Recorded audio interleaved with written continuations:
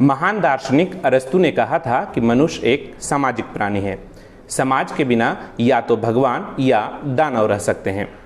इनकी इन्हीं बातों से समाज की अहमियत का एहसास होता है।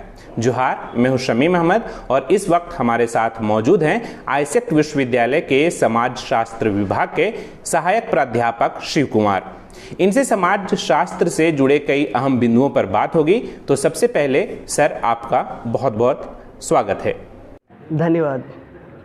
हम समाज शास्त्र के बारे में बात करें तो एक जो आम धारणाएं हैं वो ये कि समाज के बारे में हम समाज शास्त्र की जो बारीकियां होती है, समाज की जो बारीकियां होती है उसको हम समाज शास्त्र में सीखते और समझते हैं। लेकिन जो हमारा खास करके आपसे प्रश्न है वो ये कि अगर हम समाज के परिप्रेक्ष्य में देखें तो समाज शास्त्र कितना अहम है? समाजशास्त्र एक ऐसा विषय है जो कि समाज में जो डिसबैलेंस आप देख रहे हैं, अगर आप गौर फरमाएं पिछले 2-3 दशकों की घटनाओं पर, और जो सामाजिक संस्थाएं जिस प्रकार से पहले समाजीकरण की प्रक्रिया में भाग लेती थी, समाजीकरण की प्रक्रिया जिस प्रकार से चलती थी पहले, ये प्रक्रिया अब उस तरह से नहीं चल रही है, क्योंकि जो हमारा इंस्टीट्यूशन है वो उस प्रकार से काम नहीं कर रहा है अभी। कुछ इंस्टीट्यूशन के बारे में बता देना चाहूँगा आपको कि जैसे स्कूल्स थे, है ना, जो हमारे पीयर ग्रुप्स होते हैं वो थे, और हमारा परिवार जो है, कुछ ऐसी प्रमुख संस्थाएं हैं जो हमारी समाजीकरण की प्रक्रिया को हमेशा आगे बढ़ाती थी। हम जो भी हैं इन सब संस्थाओं के समाजीकरण की प्रक्रिया का परिणाम है हम। लेकिन ये जो डिसबैलेंस है, समाजशास्त्र उसी डिसबैलेंस को समझने की कोशिश कर रहा है, और जितने भी थॉट्स ऑफ स्कूल्स हैं उसके बारे में मैं अभी आपको आगे चल करके बताऊंगा कि जितने भी थॉट्स ऑफ स्कूल हैं इनका जो ध्यान आकर्षण है वो इसी तरफ है कि जो हमारी आमूर्त व्यवस्था है समाज की, उस आमूर्त व्यवस्था को किस प्रकार से समझा जा सके। एक जो बात बार बार जहन में आता है वो ये कि समाज की जो खास करके जो कुरीतियाँ हैं, समय समय पे वो कुरीतियाँ उजागर भी होती रही है। तो खास करके अगर समाज शास्त्र के संदर्भ में हम बात करें तो ये इसे मिटाने में या हटाने में कितना अहम रोल अदा करता है, अगर हम समाज शास्त्र की बात करें तो? देखिए, भारत के संदर्भ में ये प्रश्न बहुत ही प्रासंगिक है।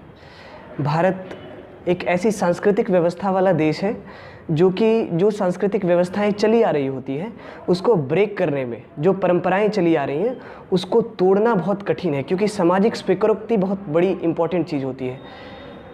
तो जिनको आप कुरीतियाँ कह रहे हैं, हो सकता है कि उसी चीज़ को कोई व्यक्ति सामाजिक बैलेंस के रूप में, यानी कि प्रकार्यात्मक रूप से उसको देख रहा हो समाज में।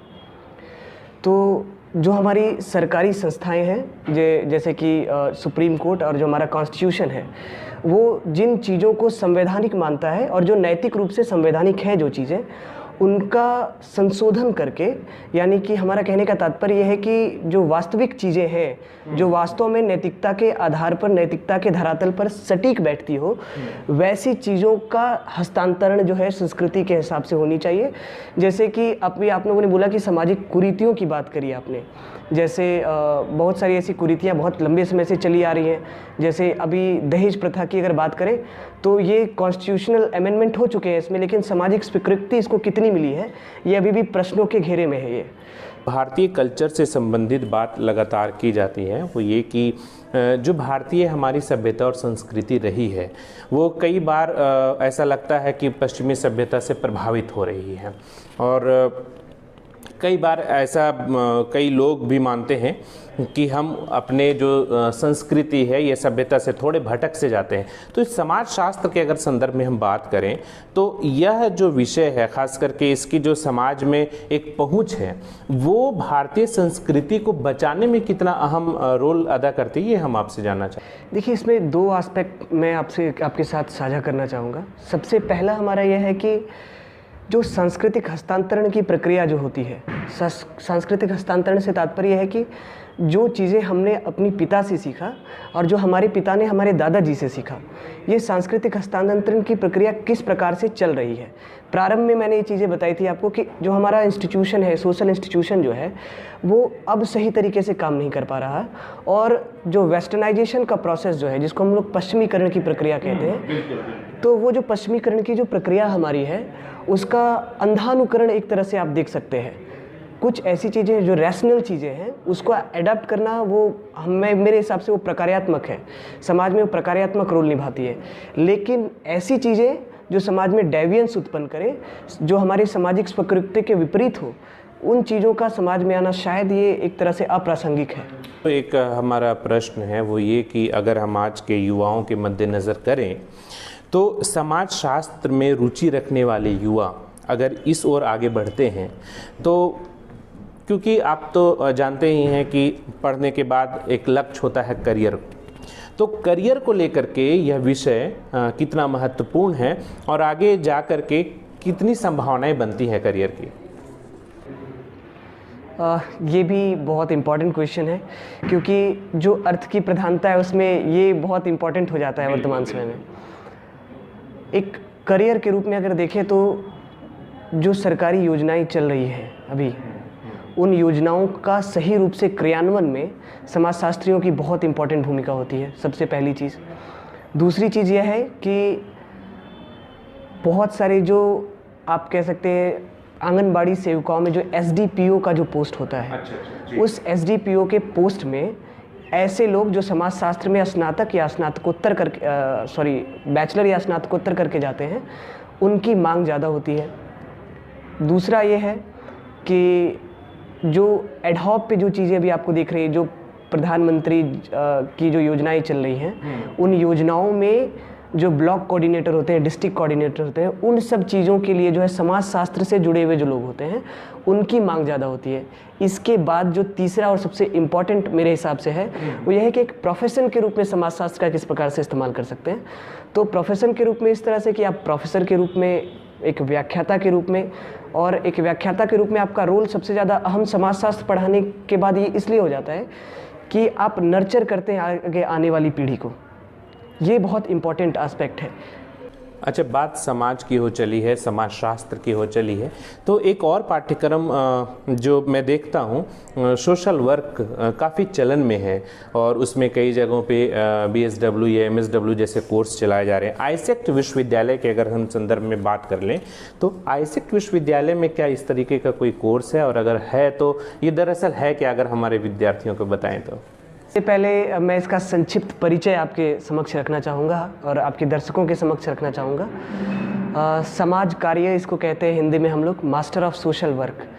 स्नातकोत्तर आप इसमें कर सकते हैं। जो ऐसे विद्यार्थी जिन्होंने बैचलर डिग्री कर ली हो कहीं से, वो एमएसडब्ल्यू कर सकता है। तो क्या ये आईसेक्ट विश्वविद्यालय में फ़िलहाल ये कोर्स मौजूद है या फिर? जी, ये प्रश्न आपने रखा तो मैं इसके साथ छोटी सी एक बात मैं आपके साथ रखना चाहूँगा कि ना सिर्फ आईसेक्ट विश्वविद्यालय में यह विषय चल रहा है, बल्कि यहाँ से पास आउट हुए जो विद्यार्थी हैं वो अलग अलग एनजीओज़ में अच्छे अच्छे पोस्ट पर काम भी कर रहे हैं। ऐसे विद्यार्थियों से मैं काफ़ी बड़ी संख्या में है, मैं यहाँ पे नहीं रख पाऊँगा अभी उतनी बड़े नंबर्स को, लेकिन हैं हमारे विश्वविद्यालय से। तो वो एमएसडब्ल्यू के बारे में बताना कुछ चाह रहे थे तो?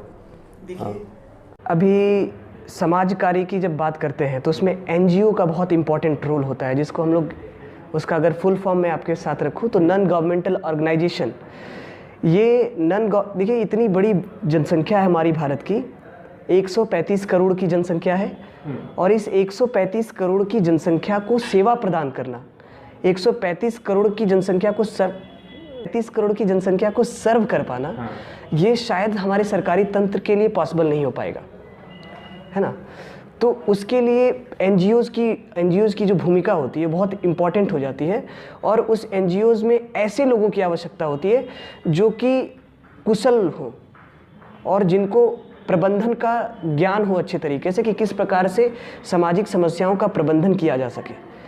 तो इसके लिए समाज कार्य में वैसे विद्यार्थियों को प्रबंधन पढ़ाया जाता है, और फिर जो बड़े बड़े एनजीओज हैं, सिर्फ एनजीओ में ही नहीं काम कर सकते हैं आप, जो एचआर का पोस्ट होता है, जो आपका डेवलपमेंट वाले जितने कोर्सेज होते हैं उसमें जो पोस्ट होते हैं, उन सब में आप अच्छे अच्छे पोस्ट में काम कर सकते हैं। और बाकी जो एकेडमिक इसका योगदान है प्रोफेसर के रूप में, वो तो शायद मैक्सिमम लोग जानते ही हैं कि प्रोफेसर के रूप में आप योगदान कर सकते हैं।